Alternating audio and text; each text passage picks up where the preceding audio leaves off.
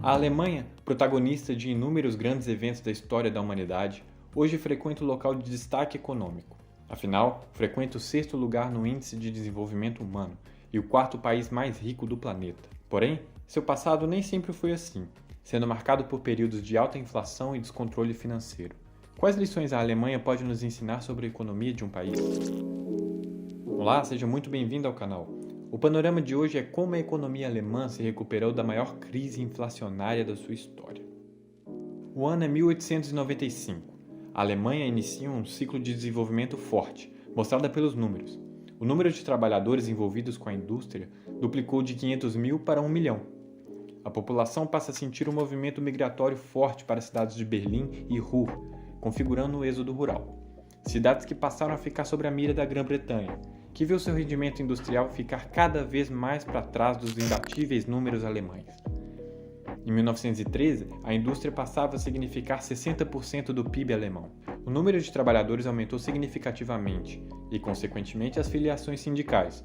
3,7 milhões de trabalhadores eram filiados a sindicatos, e deste número, 2,5 eram filiados a sindicatos socialistas. Otto von Bismarck, o chanceler de ferro, criou leis de bem-estar social que abrigava cerca de 13,2 milhões de trabalhadores em 1911. Além disso, durante esse período, os trabalhadores tiveram uma redução nominal de horas de trabalho obrigatórias por ano. Mesmo assim, muitos dos trabalhadores se queixavam de más condições de trabalho, o que desencadeou em mais adesões ao então Partido Socialista Revolucionário. O crescimento industrial alemão não ocorreu de forma balanceada, isso porque o setor pré-industrial, ou seja, as indústrias de base para maquinário, eram ainda atrasadas. Além disso, os outros setores que não eram industriais foram completamente deixados de lado pelo governo alemão, como o de produtos artesanais, agricultura e etc. De modo geral, podemos observar Otto von Bismarck muito semelhante ao Getúlio Vargas, um ditador que foi responsável por uma arbitrária crescente industrialização do país, com mãos de ferro, além de provavelmente ter sido o grande exemplo de welfare state, o estado de bem-estar social. Porém, mesmo sendo um ditador, Otto não buscava grandes conflitos quando o assunto era política externa. Em 1895, o brilhante jovem sociólogo Max Weber deu uma palestra inaugural em Freiburg, ou Friburgo, na qual apontou que, enquanto a Alemanha estava estabelecendo um Estado-nação tardiamente, as outras potências criavam impérios mundiais na África e na Ásia. É importante lembrar que a Alemanha chegou tarde na África, enquanto outros países alemães, como a Inglaterra, a Bélgica e Portugal, já exerciam domínio sobre aquele território. Weber advertiu seu público de que a Alemanha deveria seguir o exemplo ou acabaria por se tornar uma Suíça. Os contemporâneos de Weber pouco precisavam ser convencidos. De 1897 a 1912, William II, com seu conselheiro naval Alfred von Tirpitz, procurou fazer da Alemanha uma potência global. A Alemanha já tinha o exército mais poderoso do mundo quando se preparou para se tornar uma grande potência naval. Os britânicos acharam isso ameaçador e negociaram uma aliança com o Japão em 1902 e outra com a França em 1904. Em 1907, a Grã-Bretanha resolveu suas diferenças com a Rússia e a Tríplice Entente foi estabelecida. A Alemanha agora se encontrava cercada por 3 grandes potências aliadas contra ela. Durante a guerra, a confiança dos alemães estava em alta, era o verdadeiro sentimento de união que os iludia desde a fundação do Império. As diferenças de classe, religião e política pareciam desaparecer à medida que os alemães se aglomeravam no centro das cidades para mostrar o seu apoio entusiástico ao governo eminente. De forma esmagadora, os partidos, incluindo os social-democratas, votaram a favor do início da Primeira Guerra Mundial. Ao fim da guerra, custando a derrota alemã, é fundada a República de Weimar, em 1918. A ideia era reerguer a Alemanha após a guerra, porém, no ano seguinte, viria a penalização pelos países vencedores. O Tratado de Versalhes. O Tratado de Versalhes foi um evento organizado pelos países que participaram da guerra, que tinha como objetivo acordos econômicos e punições aos países que foram derrotados. As sanções custaram um alto endividamento do Estado alemão. O ressentimento da guerra e da aceitação das sanções do tratado viria a significar uma alta revolta contra a República de Weimar. Muitos alemães ficaram extremamente insatisfeitos com a postura do país. Além disso, o ódio antissemita aumentou. Muitas pessoas passaram a acreditar num sentimento patriótico e nacionalista ariano alemão e passaram a culpar os judeus que viviam na Europa a derrota da guerra. A República de Weimar saiu altamente endividada da guerra. As punições e sanções econômicas foram fortíssimas e a Alemanha simplesmente não conseguiria pagar tais valores. Dessa forma, o país atrasava os pagamentos e os aliados, insatisfeitos, pressionavam ainda mais. Um exemplo dessa pressão foi a ocupação militar franco-belga na região industrial da cidade de Ruhr. O que acontecia é que os exércitos obrigavam as fábricas a repassar todo o lucro fabril, um modo forçado de reparar os danos da guerra. Todo o dinheiro que entrava na fábrica era confiscado pelos exércitos que ali estavam. Weimar, para não se submeter a essa situação, ordenou naquela altura que se fechassem todas as fábricas da cidade. A pressão a qual nascia a República de Weimar era altíssima. O Tratado de Versalhes, chamado popularmente de Diktat pelo povo alemão, galvanizou o sentimento de ódio popular que culpavam os fundadores da República de verdadeiros traidores da pátria, responsáveis pela derrota da Alemanha nos estágios finais da guerra. Lembra que eu falei de um certo ódio semita por parte dos alemães? Nessa época surgiu uma obra muito famosa, chamada Os Protocolos dos Sábios de Sião, um texto fraudulento criado na Rússia, que supostamente continha o plano dos judeus de dominarem o mundo através da destruição do Ocidente. Esse texto ficou bastante popular na Alemanha na época e promoveu ainda mais o ódio dos alemães pela comunidade judaica. Anos depois, o jornalista Philip Graves publicou no The Times artigos que comprovam que esse livro nada mais era do que um plágio da obra O Diálogo no Inferno entre Maquiavel e Montesquieu, do autor Maurice Joly. As passagens foram modificadas para fazerem sentido de uma conspiração judaica mundial. As fábricas fechadas em Ruhr, graças à ocupação franco-belga, deixou milhares de desempregados, e o governo tentava fornecer subsídios aos trabalhadores para que a classe operária não ficasse insatisfeita. A República de Weimar já estava com uma alta insatisfação popular e tentava, a todo custo, não perder ainda mais a sua popularidade. O governo conseguia pagar os desempregados, mas inflava sua moeda cada vez mais. Em meados de 1923, o marco alemão estava perdendo valor a cada minuto. Um pão que custava 20.000 marcos pela manhã chegava a custar 5 milhões de marcos ao anoitecer. Os preços dos restaurantes subiam enquanto os clientes comiam, e os trabalhadores eram pagos 2 vezes ao dia. Quando o colapso estava no seu auge, em 15 de novembro de 1923, eram necessários 4,2 trilhões de marcos alemães para comprar um único dólar americano.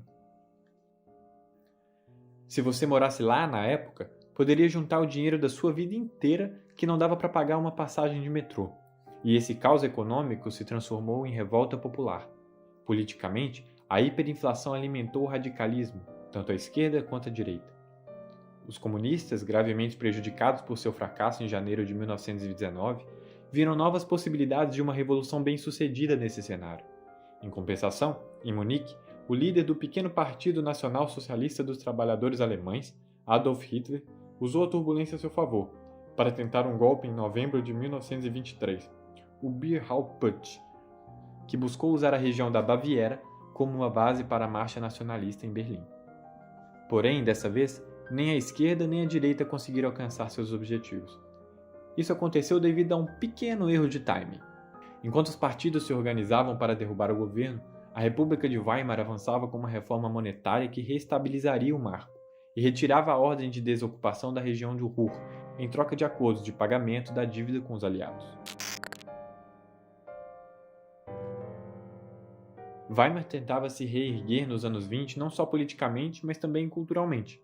Nesse momento, florescia a Revolução Modernista, movimento artístico e intelectual que tem como característica principal a rejeição dos valores tradicionais de arte, literatura, arquitetura e etc.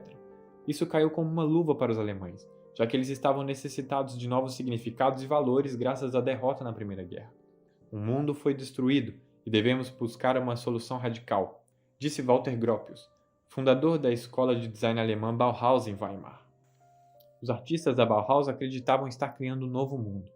Hoje em dia, muito da arquitetura, design de mobiliário e design gráfico tem valores derivados deste movimento. Enquanto o modernismo acontecia, Weimar se recuperava financeiramente. O plano foi iniciado em 1923, mas em 1924 viria a ocorrer o verdadeiro impulso econômico. Os aliados fizeram um acordo e retiraram suas tropas de Ruhr, e o acordo de pagamento agora era mais realista para os cofres alemães. Charles Dawes, economista que viria a se tornar vice-presidente dos Estados Unidos anos depois, chefiou um programa de reparações de guerra que concedeu à República de Weimar grandes empréstimos que ajudariam o país a se reerguer. Foram ao todo 800 milhões de marcos, que foram capazes de reconstruir a indústria alemã ao ponto de alcançar o pico de produção anterior à guerra. Para o apoio popular, a nova Weimar aprovou uma lei de seguro-desemprego obrigatório, e Paul von Hindenburg, mesmo sendo marechal do antigo Império Alemão, assumiu a presidência do país após o falecimento de Friedrich Ebert. Mesmo assim, Hindenburg se comprometeu a manter e apoiar os valores constitucionais e a República. Além dele, vamos falar de outra figura importante, Gustav Stresemann, ministro das Relações Exteriores. Ele defendia a ideia de que o país conseguiria deixar as dívidas do Tratado de Versalhes se tentasse enfrentá-las, ao invés de resistir, como foi feito nas fábricas de Ruhr. Quando Gustav assume o cargo, é dado o início da chamada da Era da Realização.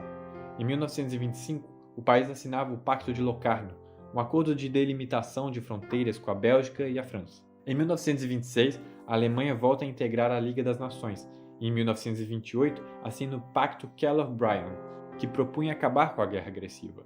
Neste mesmo ano, houveram eleições na República de Weimar, e o resultado refletiu bastante a recuperação econômica. O bloco comunista teve 10,6% dos votos, e o partido nazista apenas 2,6%. Como Weimar estava novamente integrado nos comitês internacionais, Owe Young, executivo norte-americano, propôs que as dívidas alemãs fossem reduzidas em 37 bilhões de marcos de ouro. O número parece altíssimo, mas significava menos de um terço da dívida em 1921.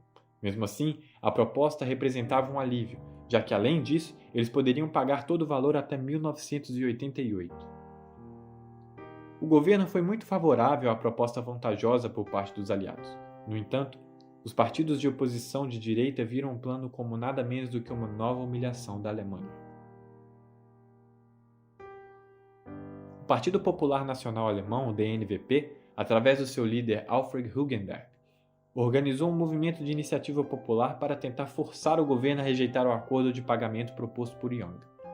O partido acreditava que o acordo proposto pelos aliados representava um desrespeito para com a nação alemã, como se todas as outras olhassem para Weimar com dó, por assim dizer. Hugenberg contratou o líder do pequeno partido nazista Adolf Hitler para conduzir a campanha anti-Plano Young. Hitler propunha negar o acordo, rejeitar o pagamento da dívida restante do Tratado de Versalhes e considerar todos os responsáveis pela assinatura do acordo como traidores da pátria. Em resposta à campanha de Hitler, houve um plebiscito para essa proposta, mas os populares não apoiaram muito. Mesmo assim, o desgaste desse movimento acabou por ser um dos responsáveis, talvez, por agravar o quadro da doença que matou Gustav Stresemann, um dos responsáveis pela recuperação econômica do governo.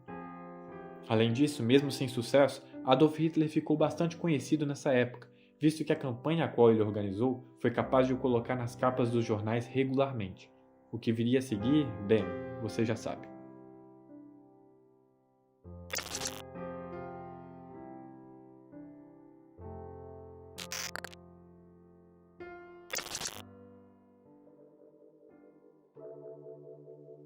Infelizmente, a República de Weimar não durou muito. A estabilidade política foi um terreno muito difícil, o qual a República teve que aprender a lidar conforme o tempo. No primeiro momento, devido às más decisões econômicas, o governo acabou por entrar em uma das maiores inflações da história da humanidade. Seu interesse em resistir às dívidas impostas pelos países, pelo que indica a história, mais atrapalhou do que ajudou. A inflação alemã é mais um ensinamento de que não se pode fugir de dívidas e problemas sociais apenas imprimindo dinheiro e criando subsídios de maneira irresponsável. A opinião pública também é um fator muito importante durante uma fase de crise. O renascimento de Weimar teve força justamente por contar com uma renovada produção intelectual que a acompanhava. A Bauhaus foi pioneira de uma escola artística que serviria de inspiração para muitos outros movimentos que aconteceriam depois, na Alemanha e no resto do mundo. Citando a postura de Gustav Stresemann, Weimar tinha um futuro promissor depois da Renascença, com estabilidade econômica e enfrentamento das dívidas com responsabilidade fiscal e jurídica. Suas relações exteriores, amigáveis com o restante do mundo, permitiu que muitas das dívidas fossem reduzidas, permitindo a reconstrução do país. Weimar só não permaneceu por questão de orgulho, Talvez, se aceitassem os acordos de pagamento sem revoltas, a humanidade nunca teria passado pelo regime nazista. Gostou do vídeo? Então nos apoie da maneira mais simples, clicando no botão de se inscrever. É muito importante para a gente contar com a sua inscrição, de verdade. E que tal conhecer um pouco mais sobre a história de Botsuana? É um país africano que em breve pode ter um PIB per capita maior que o brasileiro, acredita? Clica lá e nos vemos em segundos. Um abraço e até o próximo vídeo.